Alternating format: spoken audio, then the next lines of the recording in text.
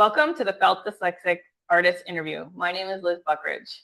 For me, as a dyslexic artist, other artists and creatives have always been my number one inspiration. In these interviews, we talk with artists and creatives who share their stories and gain insight into their process, from inspiration to art tips, career building, and more. We're so lucky to listen to the wisdom of Molly Sexton today. I'm so excited to hear about her past and future projects and share insights on life as an artist. Hi, Molly. Hi. Thank you for talking with us today. So I'm going to jump right in. Describe the art you make. What medium do you primarily work in, and why do you choose that medium? Mostly I paint, and mostly what I paint are concentric circles. I've only been painting for a few years, and when I started, I didn't start with circles, but that's within 2 or 3 years, that's what it turned into, and that's what I'm interested in now. I paint almost exclusively on stone, sometimes on gourds or other natural materials. I've messed around a little bit with wood, and that's kind of interesting, but stone is really interesting. Do you work in any other mediums? I knit and I write. Everything I do has a pretty highly detailed or kind of granular element to it, and is all about color. So those are the things I'm focused on whether it's painting or knitting or writing. I love that. How did you get into making art? Can you tell us about your background and how you first became interested in art?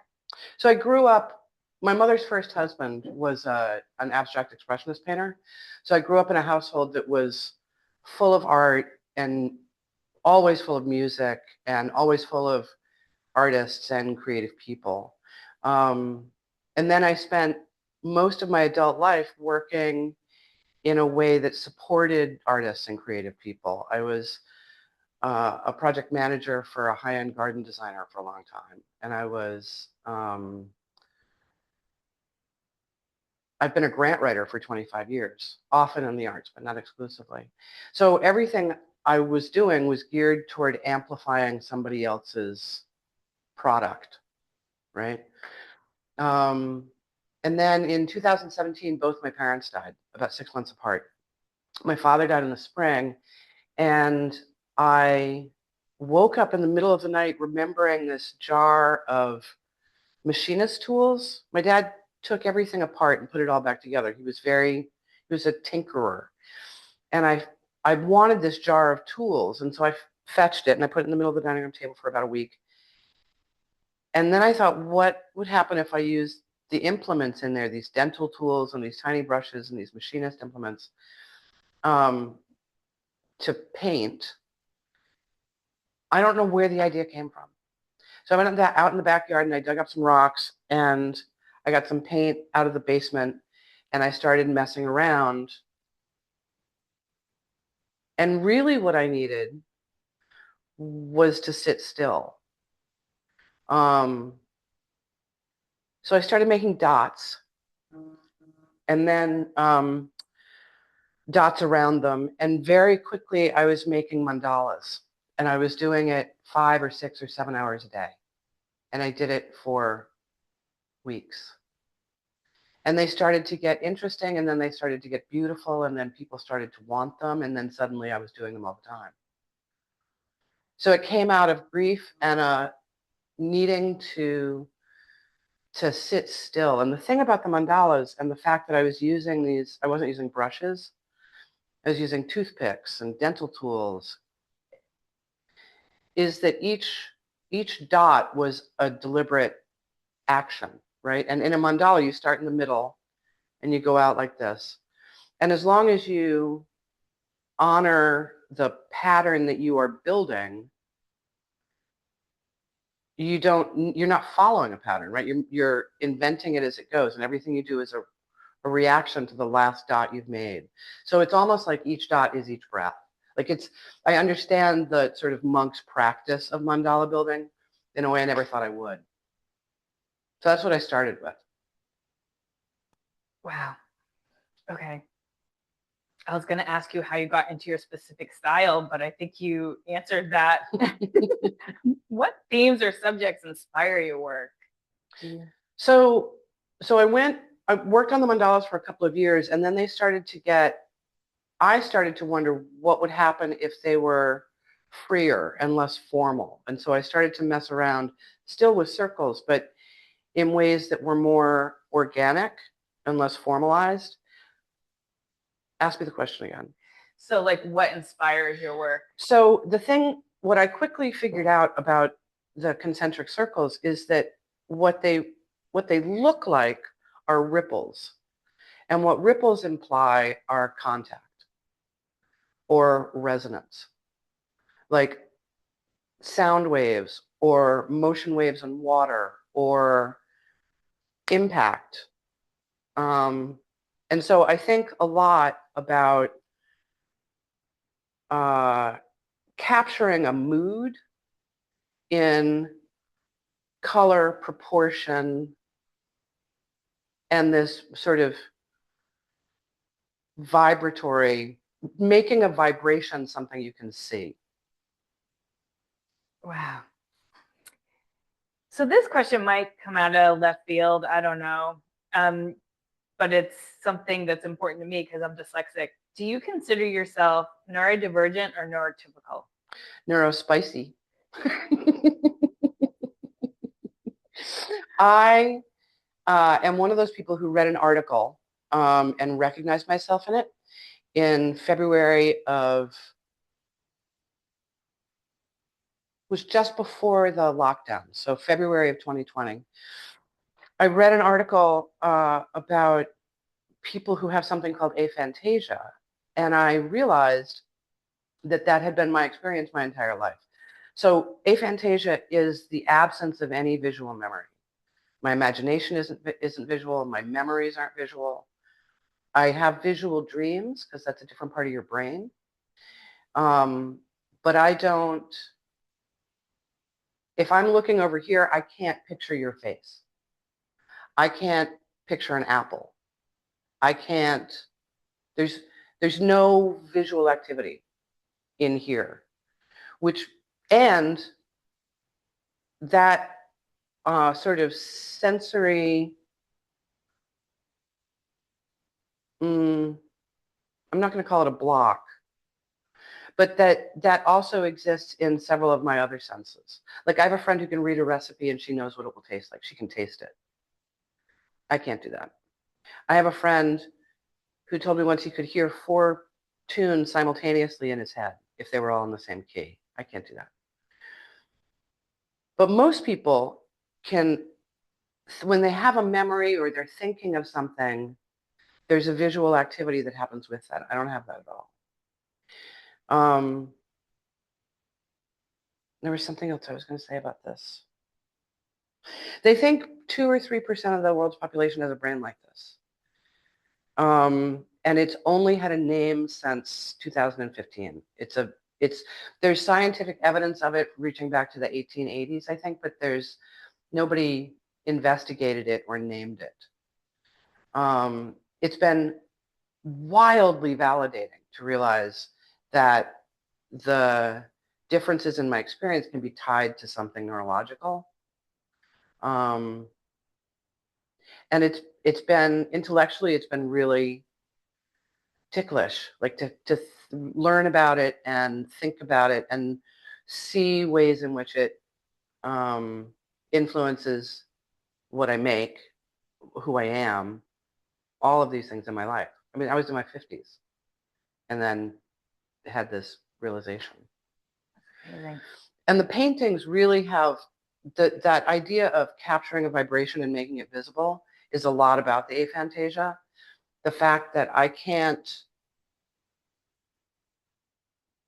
don't remember things as images. I remember them as like a list of facts that I've noticed, right? About an event or an episode or a moment or a person.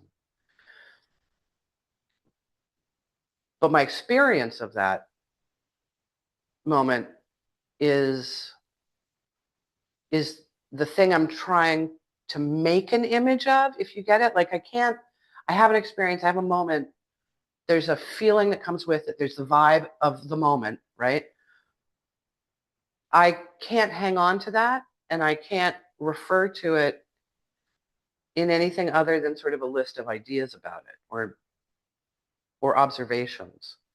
But if I make a painting about it, then it's like manifesting an experience in a three-dimensional way, capturing that vibration. And I think also the reason that I work on stone is that it's so material. It's not like paper, which is ephemeral, right? I mean, it won't last, right? But these, I'm painting on reclaimed roof tile slates. So these are slate pieces that have spent a century on a roof. And now they're getting all this color, they're getting imbued with this moment of experience. And there isn't anything that could be more tangible out of something that I can't even track in a semi-ephemeral way. Does that make any sense? Yeah, it's cool. That's very cool. Have you faced any challenges or setbacks in your art career? How did you overcome them? For the first like 5 or 6 years was on a sort of an unstoppable roll with this. This year has been really hard. I haven't I haven't painted very much. I've been writing a lot. I've been knitting a lot. Um, but I don't think I've played out this idea, but I haven't clicked to the next part of it. I'm struggling with that a little bit. So I don't know. I don't know how I'll overcome it. I'm in it. I hear that. Where did you grow up? I grew up in Saunderstown on the other side of the bridges, on a farm. We had a goat farm. Did you do art when you were a kid? Not very much. I went to my parents and some other families put together this hippie school called the Parents Cooperative School in Narragansett in the 70s. And it was very, very free form, sort of pre-Montessori, where we had things we needed to accomplish by the end of the week, but how and when we did them was up to us. We were 5 or 6 and in charge of our day and schedule and everything. So the sense of being unsupervised and it being up to me what I'm going to do next is pretty deeply ingrained. I went to other kinds of schools too, but that's where it started. And there wasn't specific. There were things that we did there that were creative, and I never took advantage of any more than I needed to meet requirements in other parts of my education. I sort of watched other people make work and took some photographs, but it wasn't until 2017 that I started painting. I started knitting, although I didn't think of it as a creative thing then. During Clarence Thomas's confirmation hearings, my cousin and my aunt and my mother were all sitting in front of the television all weekend watching these hearings, and they all had balls of yarn and needles, and they were stabbing the balls of yarn, and I thought, teach me how to do that. So they did, and by the end of the weekend, I had mittens that were almost the same size. But it's really only, I'd say in the past 2 or 3 years that I've realized the connection between the painting that I do and the knitting that I do, the color and the granularity and all of that. So it was always, art making was always in my environment and always available to me, but I didn't seize it. Oh, it was sinking in your brain somehow. Do you have a favorite colorway for your art? And is the colorway for your art different or the same as the colors in your house? I really, really, really respond to color. Like this thing about the aphantasia, right? This morning, I was looking at a hat, I think, like down the hall at my house. And I thought, how would I describe that color? Like it's a seafoam, blue-green, but it's brighter. It's like brighter, paler than Tiffany with a little bit of apple green in it. And that's how I like broke down what I was looking at, but I can't see that color on the inside. If I want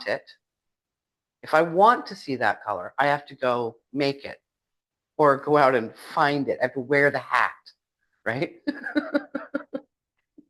What was the question?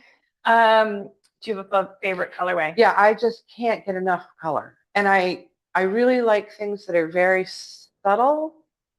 And then I really like things that are bright. And I don't want to have to choose. I used to think, oh, my favorite color is this, or oh, my favorite color is that. And now I think that's nonsense. Like color itself is this insane thing. Color doesn't really exist. It's a function of light and the mechanics of our eyes that give us color. It's not a thing. And yet it's the primary way that we identify the red couch, right? Or the black dress. But it's not really there. It's in here where I can't see it. I fucking love color. I just love it. Me too. It's my favorite subject. So is your house just a riot of color? It's a curated riot of color. Like there'll be a wall that tends to there's a wall that's sort of oriented around oranges and rusts. And then there's a different wall that's more sort of blues and slates and grays. I think of it like in vignettes. You know what I mean? It's not, and it's a house full of like random objects and inherited things and found stuff. And it is not a put together house. It's a vibrant house, I guess I'd say, and messy. So describe the space where you make your art. Here we are. We're in my studio. I paint there, which is bare. The desk is buried right now. I've had a studio for most of the past 20, 25 years. Initially, because writing, it's funny, writing is such a and art making too, is such a solitary interior experience that I often live alone. And so if I'm living alone and working alone, I'm squirrely within like 3 days. So studio is a way for me to be engaged with the rest of the world, but still private. Yeah, I've had studios all over town. This is a cool one. I love this space. We're lucky to be here. How did your school system support your interest in art growing up? I know you talked a little bit about when you were really young. How about when you were older, like in high school?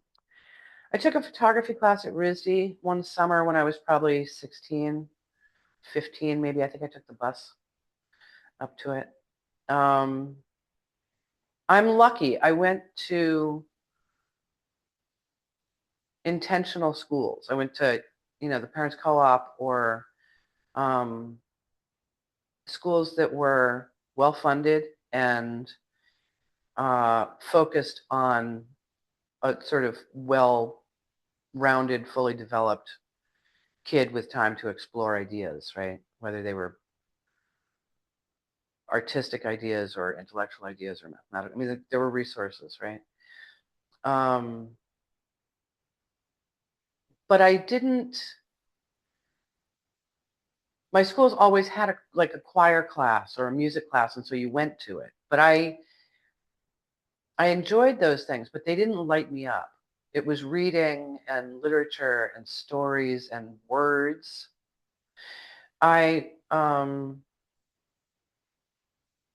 One of my teachers from my very early education told me that she remembers me jumping up and down as a small kid when they would read us poems, that the rhythm of it was massive, was the part I was responding to. I think that ties into the vibratory thing that I'm tuned into now. Again, I feel like I had the resources and maybe the exposure was important, but I didn't like join band with a passion or love studio art classes, or I don't think I ever took one, There's a lot I don't know about how to paint and the chemistry of it and the colors. I don't know any of the stuff about color theory or anything. It's all instinctive. There's nobody, I'm not trained. I'm making it up. I think that's cool. How do you see your work evolving or changing in the future? What do you have planned? So I've done one, well, I've done, I'm interested in getting off the wall. I didn't mean to be on the wall. When I started painting the slates, it didn't occur to me that I could hang them up. Like it didn't occur to me. And then when it did, I thought, I need to find like a space between tenants so I can hang them all up on a wall somewhere. And a friend of mine was like, well, that's a show. And that's called a show. And we can do that. And we did. And it was amazing. But what I want to do next is I want to paint a stone wall. I want to go in the woods. I want to find a stretch of stone wall and I want to paint it with these concentric circles that are in the palette of the woods around it, so that it's not so much the color that's the intervention, but the geometry. And I've been looking at stone walls over the past year or so. It turns out I'm really freaking fussy about that. I want a very specific sort of stone wall. And the only one I've seen that's that seems right turned out to be 2 or 3 miles from the farm I grew up on. It was probably, it occurs to me, built by the same people as the stone walls on the farm. But I did a wonderful, I love it, boulder installation in Vermont that's holding up pretty well and that's pretty cool. But the idea of doing something that's subtle and sort of runs through the woods with leaves and trees and something not manicured or tamed, but feral. I want to do that next.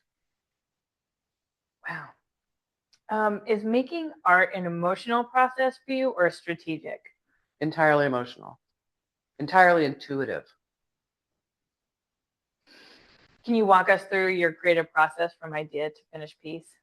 So I don't know what it's like if you think, I'd like to make a painting, for example, that is about this house or this piece of landscape or the play of color on this bowl of fruit. The closest I can get to a plan is today, why don't I mess around with what happens when red is next to rust and how to make that lively?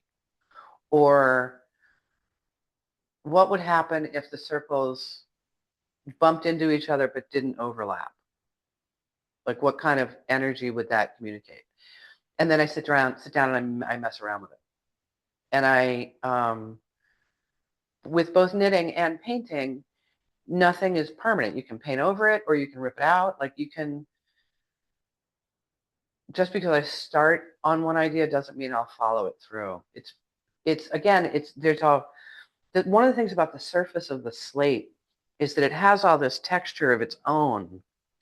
It's got striations, it's got texture, it's got color variation, and the paint will adhere to I'm looking at them, like the paints that I use are pigment dispersions mixed with an acrylic medium, which means I'm in charge of the opacity. So to let the stone show through the color is really interesting to me, and one of the reasons that I'm so attracted to it. But I guess the thing I was heading towards saying is that everything I do is a response to what I've just done. There isn't a blueprint. It's all process and intuition and momentary. The ideas can be, what was it like to be in that room with those people? Or I haven't been paying enough attention to blue, but that's as far as it gets. And then I sit down and make something. Oh, that's cool. How do you combine the art you love to make and the art you sell? There isn't a difference right now. I think if I'd been doing this for a long time, I would have an answer to that or a strategy about it, but I'm new at this, so there isn't a difference right now. There's just the stuff I make.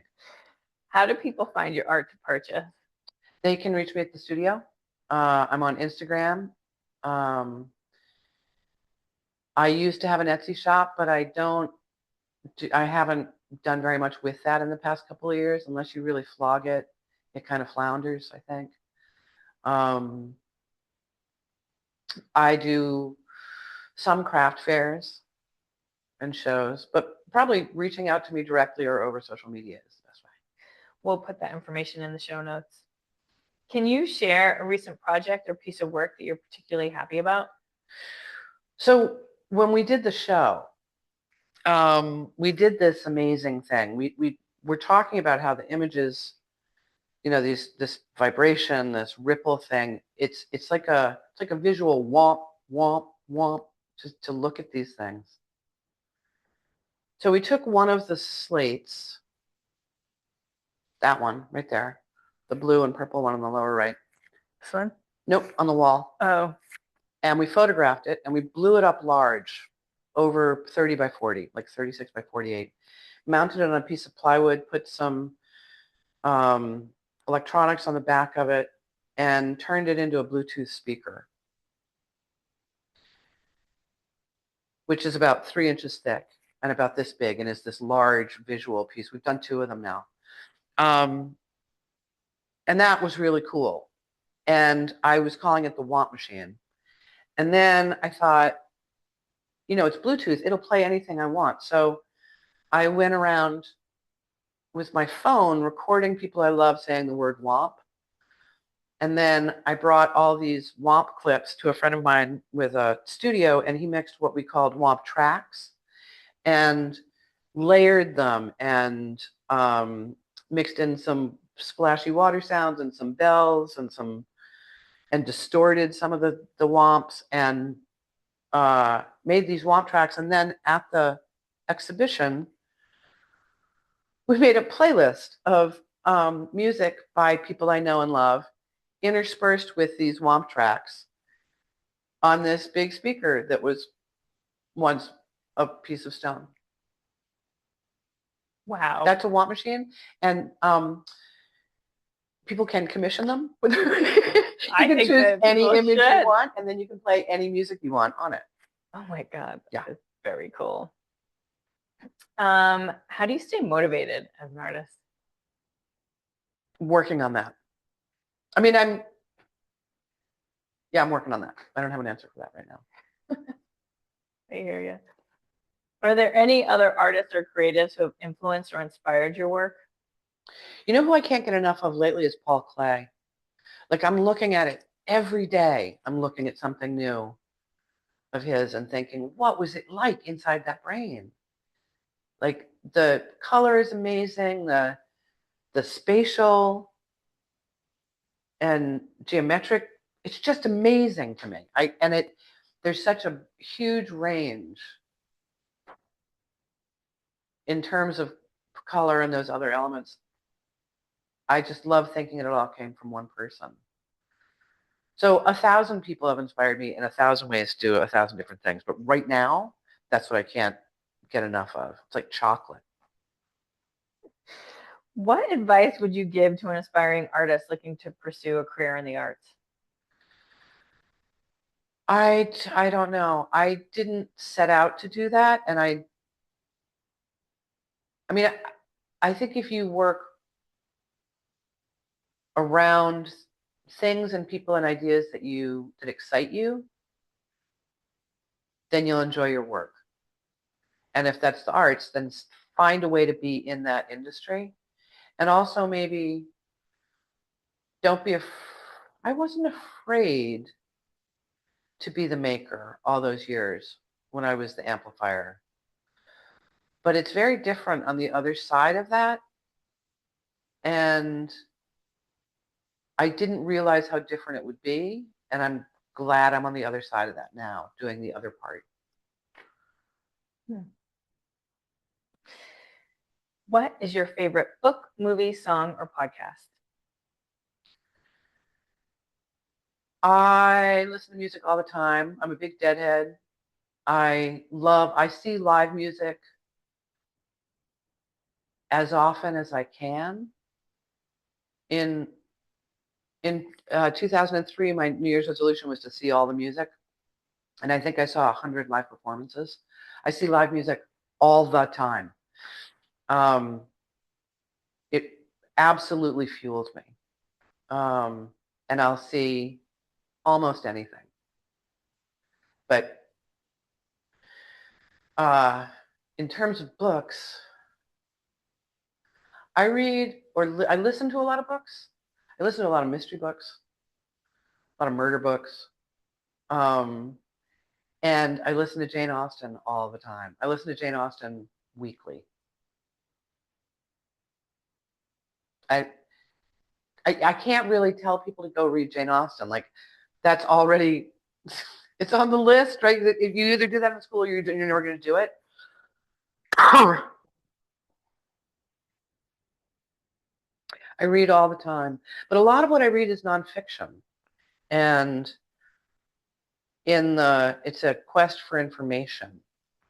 A lot of what I write is about tying together ideas that don't initially seem connected.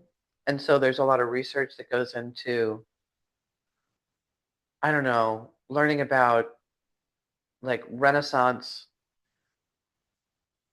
the harmonies of the spheres, and this, like, the Renaissance theory of astronomy and how it influences people on the ground, and then connecting that to like traditions of percussion.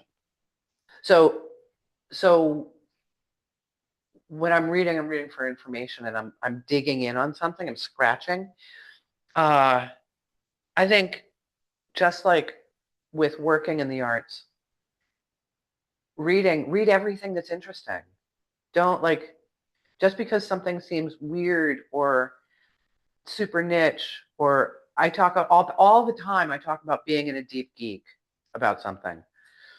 So it's not ever one book, although it's always Jane Austen.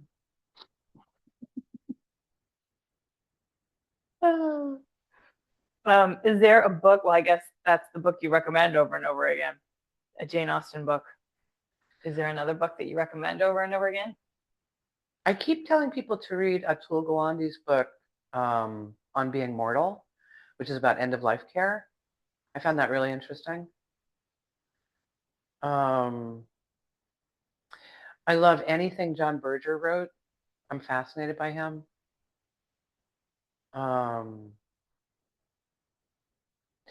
Anything Terry Pratchett wrote, he was amazing. So punny, so silly, so profound. Yeah, read everything.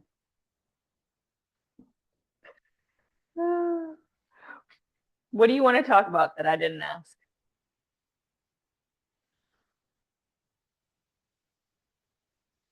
I don't know. I feel like I talked about a lot. You did. It's really good. Thank you so much for letting us into your studio today. Felt inspired for sure. I learned some stuff. I'm excited to dig into your suggestions, and much love. Yeah, thank you. Thank you. And thank you for listening. Yay.